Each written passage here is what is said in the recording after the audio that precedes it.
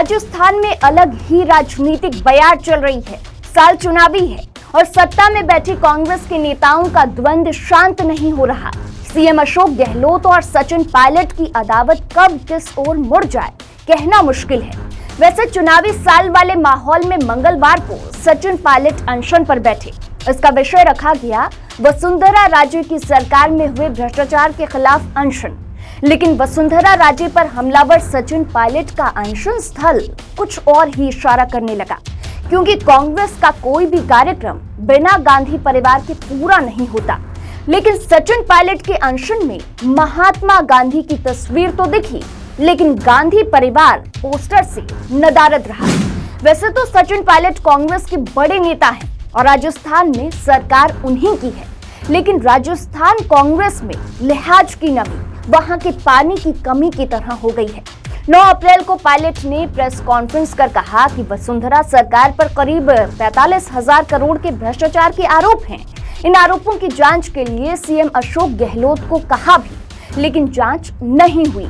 इसी कारण यह अनशन किया जा रहा है। यह अनशन सचिन पायलट के मौन व्रत का है। सचिन पायलट का यह मौन व्रत वसुंधरा राजे के आरोपों को लेकर जरूर है, लेकिन कार्रवाई नहीं करने के आरोपी खुद कांग्रेसी सीएम गहलोत भी हैं।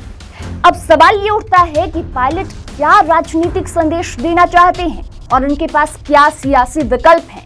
पायलट के सामने पहला विकल्प तो यही है कि कांग्रेस में रहते हुए अपने अधिकारों की लड़ाई लड़ें, क्योंकि कांग्रेस में रहते हुए वो ज्यादा ताकतवर हैं और पार्टी में होने की वजह से गहलोत विरोधी खेमा भी कहीं न कहीं उनके साथ खड़ा रहता है। सचिन पायलट ने अपनी ताकत का एहसास दिल्ली से लेकर जयपुर तक को करा दिया है और प्रेशर पॉलिटिक्स का ट्रेलर भी दिखा दिया है कि उनकी मांगों को पार्टी अगर नजरअंदाज करती है तो फिर आगे कदम बढ़ाने से हिचकिचाएंगे नहीं। पायलट की शुरू से ही राजनीतिक महत्वाकांक्षा रही है कि उन्हें प्रदेश का सीएम बनाया जाए, लेकिन अशोक गहलोत के पार्टी में रहते हुए संभव नहीं है।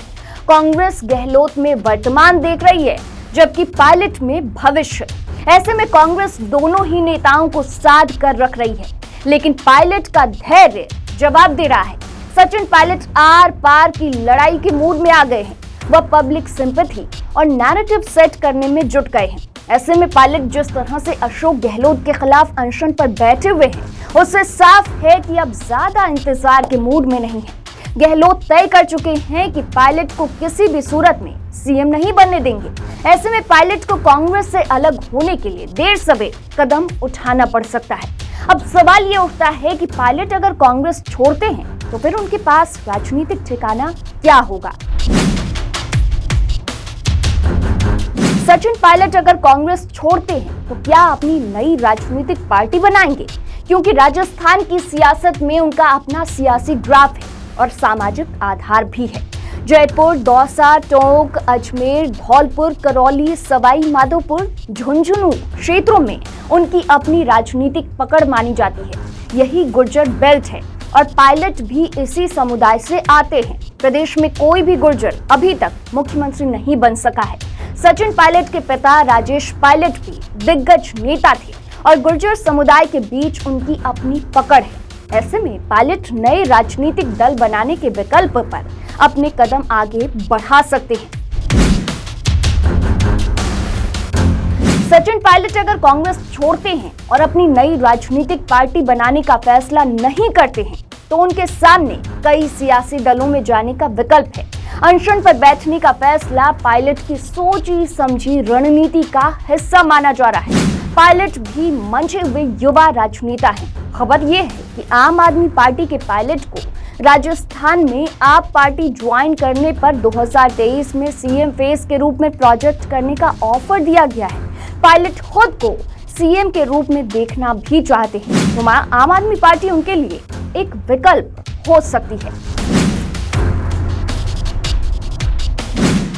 राजस्थान की पूरी सियासत कांग्रेस और बीजेपी के बीच सिमटी हुई है। पायलट कांग्रेस छोड़ते हैं तो फिर बीजेपी उनके लिए एक मजबूत विकल्प हो सकती है। पायलट के पुराने सहयोगी और दोस्त ज्योतिरादित्य सिंधिया, आरपीएन सिंह और जितिन प्रसाद पहले ही कांग्रेस छोड़कर बीजेपी का दामन थाम चुके हैं। पायलट के लिए भी एक मजबूत सियासी ठिकाना बीजेपी बन सकती है। लेकिन उनकी राजनीतिक महत्वाकांक्षा बीजेपी में पूरी होगी ये कहना मुश्किल है, क्योंकि पार्टी में सीएम के कई मजबूत दावेदार हैं। ऐसे में बीजेपी के साथ जाने की दिशा में कितना कदम पायलट उठाएंगे, इसकी संभावना बहुत कम दिखती है। राजस्थान की सियासत में बसपा की अपनी उपस्थिति रही है। बसपा राज्य में 5 से 7 सीटें हमेशा जीतती रही है और उसका दलितों के बीच सियासी आधार है, लेकिन पार्टी के पास कोई चेहरा नहीं है। सचिन पायलट कांग्रेस से अलग होने का फैसला करते हैं तो बसपा उनके लिए एक विकल्प हो सकती है। इसकी वजह यह है कि पायलट ने जिस तरह से मंच पर ज्योतिबा फूले की तस्वीर लगाई है, उसके सियासी संकेत बसपा से मिलते हैं। हालांकि पायलट की सियासत जिस तरह की रही है, उसके चलते बसपा के साथ जाना उनका आसान नहीं है। राजस्थान की राजनीति में तीसरी ताकत के रूप में हनुमान बेनीवाल की पार्टी बनकर उभरी है। हनुमान बेनीवाल खुले तौर पर कह चुके हैं कि सचिन पायलट अपनी पार्टी बनाए और हम उनके साथ गठबंधन करने के लिए तैयार हैं। ऐसे में सचिन पायलट राजस्थान में बेनीवाल और आम आदमी पार्टी के साथ मिलकर थर्ड फ्रंट बना सकते हैं और उसका चेहरा पायलट बन सकते हैं। इस विकल्प को लेकर सियासी चर्चा सबसे ज्यादा तेज है। अब देखना दिलचस्प होगा कि पायलट अपने भविष्य की सियासत को किस दिशा में ले जाते हैं। आप देखते रहिए पंचतत्व। ऐसी ही और खबरों के लिए हमारे चैनल को सब्सक्राइब करिए।